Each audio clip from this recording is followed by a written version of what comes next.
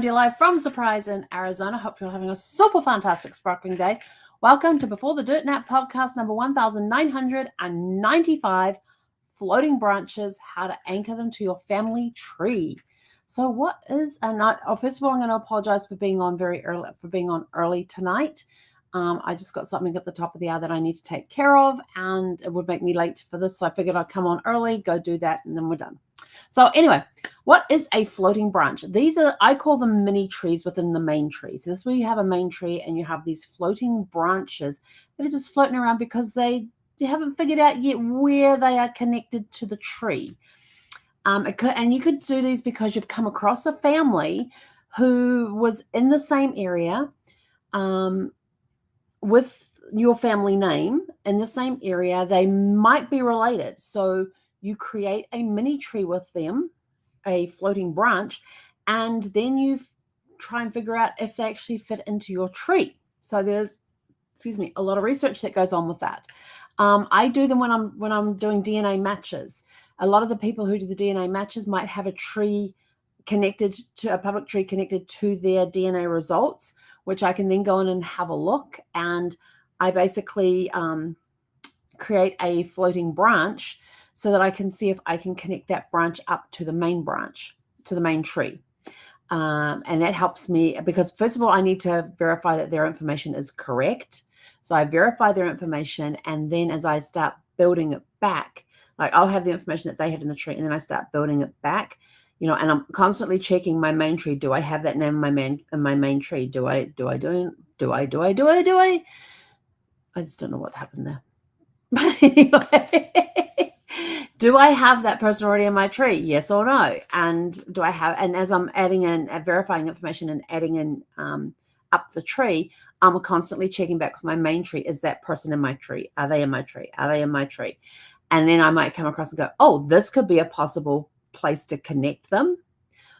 But I have to research it first to make sure that it is the right place to connect them. And it could be that, we're back to the second or third great grandparent, which is usually about where these ones come in. But is it the same people that I already have in my main tree? So now we have to research to see, we have to do a comparison to see if they are the same people. And if they are, then I can connect them to the main tree. So there's lots of stuff that goes into this. So let's go through some of the things that you can do. So floating branches, they're a concept of unverified or disconnected from the main segment of the family tree. So it could be a cousin's family that doesn't tie into a shared ancestor or an ancestor's lineage that stops abruptly. I have lots of floating branches. What causes floating branches is insufficient records, gaps in vital records, census data or immigration documents, family myths, the story that suggests a connection but lacks evidence, and difficulty distinguishing between individuals with similar or identical names. And assumptions is another one, is misinterpretation of relationships due to proximity or tradition. Now, on one of my clients' tree, when she mentioned that they might be related to this historical person, I started up a floating branch within her tree because I had her tree going back, and then I started up a floating branch in her tree that had this famous person in there, along with his known genealogy. And that way I could see if there was any connection. As I was discovering on her tree, I was keeping track on his tree. Was there a place? We haven't come yet to that place where they connect. They may not connect. We don't know. Although, according to the book that we found from 1942, even they said that they didn't have the resources available at the time, but there's a high likelihood that these two branches actually connect.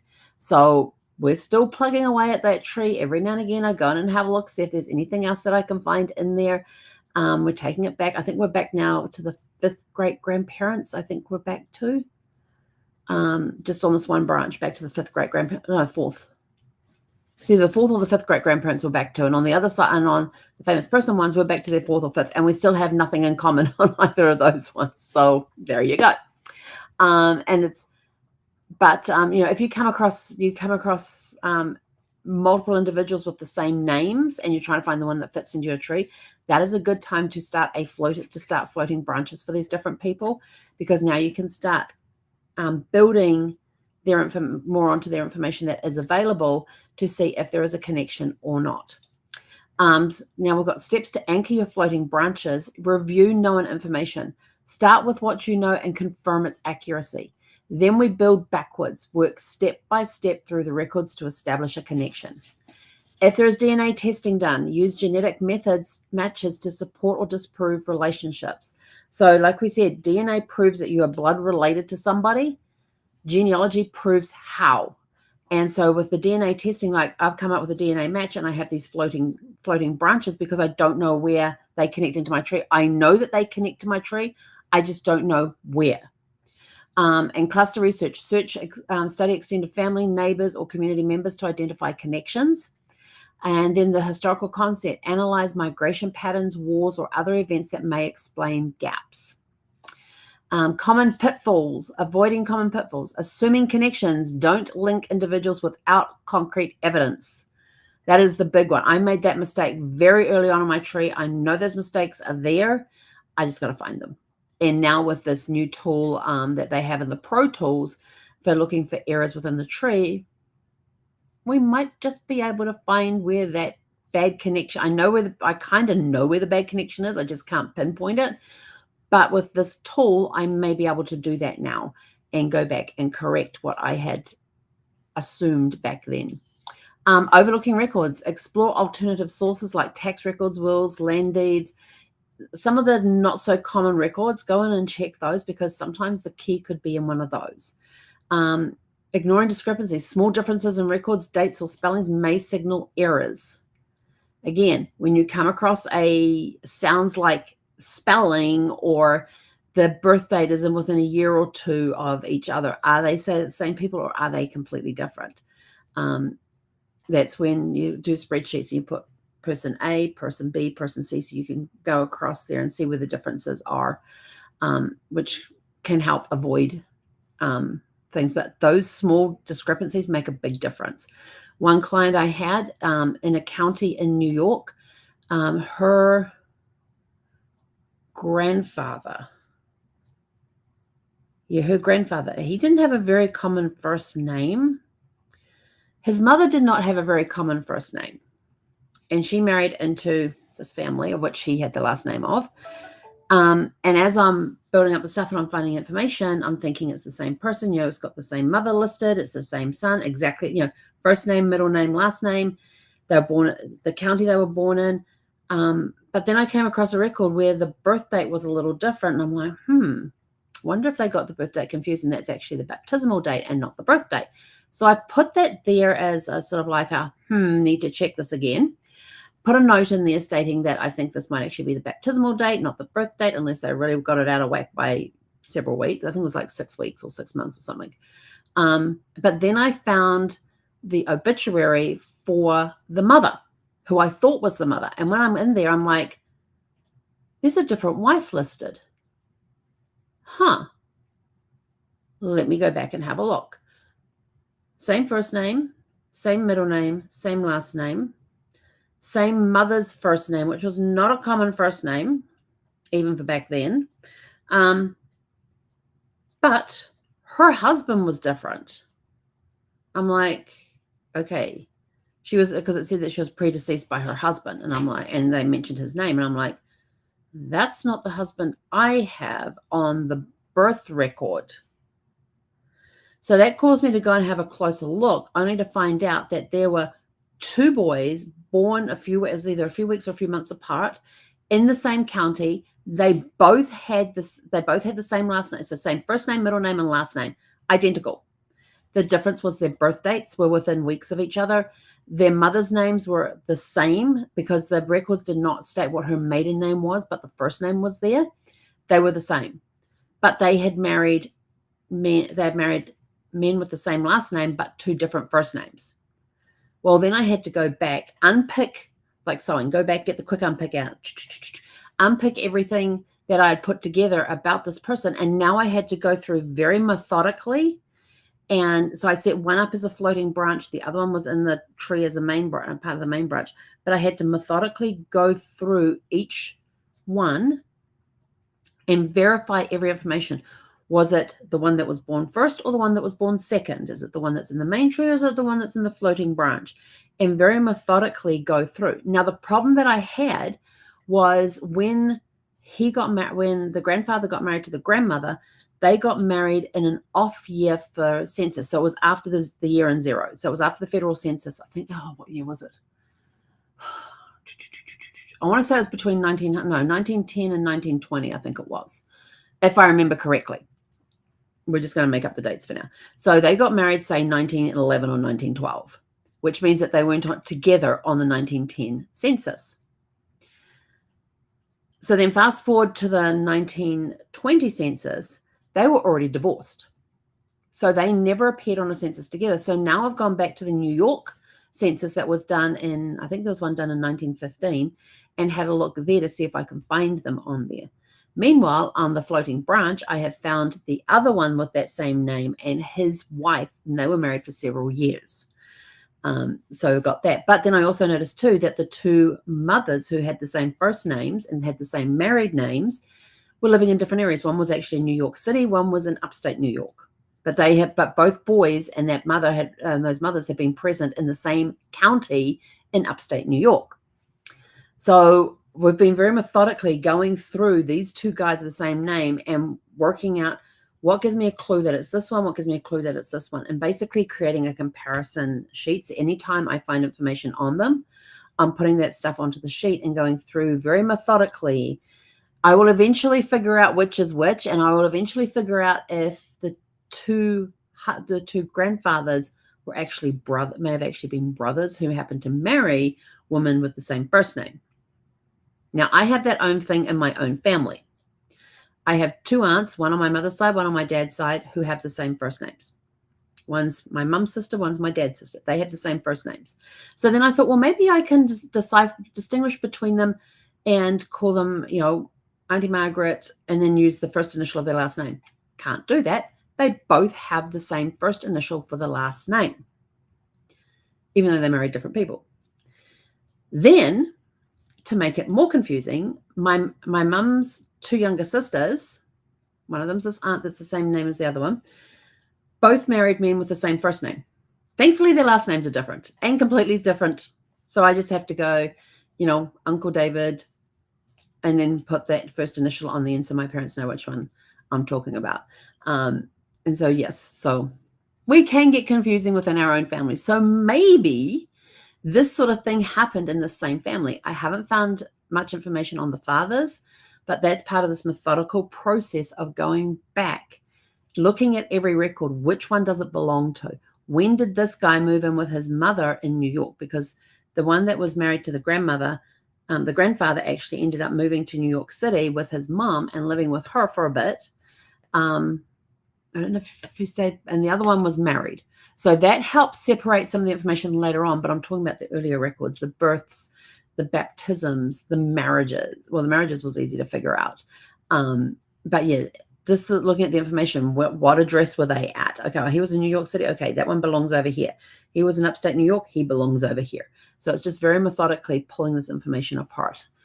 Yes, very, very methodical. You got to be very methodical. So this is where things like dates, spellings, and things, take notice of them. What are you doing? Your paw cannot be that interesting. She keeps looking at paws. So then you can also have success. So with these floating branches, as new records get added, you can go in and find information, which is why there are times that it's good to step back from researching a floating branch and just let it sit and lay for a bit and then go back in. We just had the 1921 English census, England and Wales census that was released last month for 1921. They go a year, they go 100 years and 103 years, 104 years, whatever it is. The US does every 72 years, they release a census, which is why in 2022 they released 1950, but there will be redactions in there because if the people are still alive, they are blacked out in the system, in the census. And as they pass, those records will be made public. And so they've got the 1921 census for England. They come out every 100 plus years. So I haven't had a chance to go and look at those yet, but that is on my horizon because I have a couple of floating branches, which the 1921 census may help find that missing link or may help give me another clue for the missing links in there. So it's just taking time, knowing that records are coming online all the time, figuring out what other records I can go and have a look at, but just being very methodical in the approach that when I look at a record, figuring out, is it for this one over here or this one over here? Does it fit into this floating branch over here? And maybe that could be the connection over here. So it's taking that information and finding other resources that can prove if this person here and this person here are the same person, and I can then link them. And I have done that successfully on some of my floating trees, so my floating branches, but I do have a lot of floating branches still in there. And some of them may never be resolved. Like there are some people in there. My second great grandmother was a harper, born in England. She married my second great grandfather. She was his second wife. His first wife had passed away. They had one child, which was my great grandfather, and then my second great grandfather passed away. Now, on the Titanic from England, there was also a harper on there. I can't remember if it was either John or James. I don't know if he is connected to my second great grandmother. They were born around the same time. So this harper, who was a minister, a pastor, was on the Titanic with his daughter and a nanny, and it is rumored that the nanny is actually a cousin. So I've got this little floating branch in there to see if I can connect it up to my harpers or if it's a completely different branch of harpers. So that one gets looked at every now and again, but there's not a lot of genealogical records on that I can go through because trying to figure out when he was born, because it doesn't state that. And you can look him up online, and it talks about which church he was going to go into and all this sort of stuff. His daughter and the nanny did survive the sinking of the Titanic, but he went down with the ship. He was that, if you watch the movie Titanic and you're hearing the minister as the ships, everybody's getting prepared for ships, and he's talking with people, have you been saved and all that sort of stuff, that is based on this guy Harper, the pastor Harper. But his daughter and nanny made it into one of the lifeboats and got rescued and everything else. And they eventually ended up back in England. So I've got little pieces of information, but and then when it comes to looking for information on him, there's a whole bunch of them. I'm pretty sure it was John Harper. Might have been James, but there was a lot of John James Harpers that were born around that time in the same area, because they said he came from a particular area, but they never gave what his birth year was or how old he was when he went down with the Titanic. So that would be a really cool connection if it was there. But it's one of those things that I go back to every now and again, and it means it's where the research log comes in showing what I have already covered, what I've already researched. But do I go back and look at those same resources again? Absolutely. There may have been new stuff added into those resources. So we will go back and have a look at those resources again, and then see what new resources we can find that may give us more information about who he was and where he came from and who his parents were and that sort of stuff. So that's another floating branch. Will I ever connect those two? I don't know. I don't know. It's one of those unsolved ones for now, but you never know. Cold cases get solved. Why can't floating trees be connected to the main tree? You never know. So you can always try and find somebody in your tree that you can work with to collaborate, because the more eyes you have on something, the more likely you are to find something. And they may have access to records that you don't have access to. They may be in areas where they can go and do the in-person research to help find information on your floating branch. You might be in an area that they can't, where there's records that you can go and access that they can't. So it's using this collaboration and then coming together, get on Zoom or Skype or whatever, and have a conference backwards and forwards. Oh, well, I found this, I looked at this, and you can actually do research together online and see what you come up with. But floating branches are awesome. There's a lot of stuff that you can discover in floating branches. I love floating branches. It's one of those mystery things. You know, I'm all about the mystery, all about the mystery. But anyway, I got to get going. But my question for you today is, have you encountered a floating branch in your family tree, and how did you go about trying to connect it, or did you leave it for future research?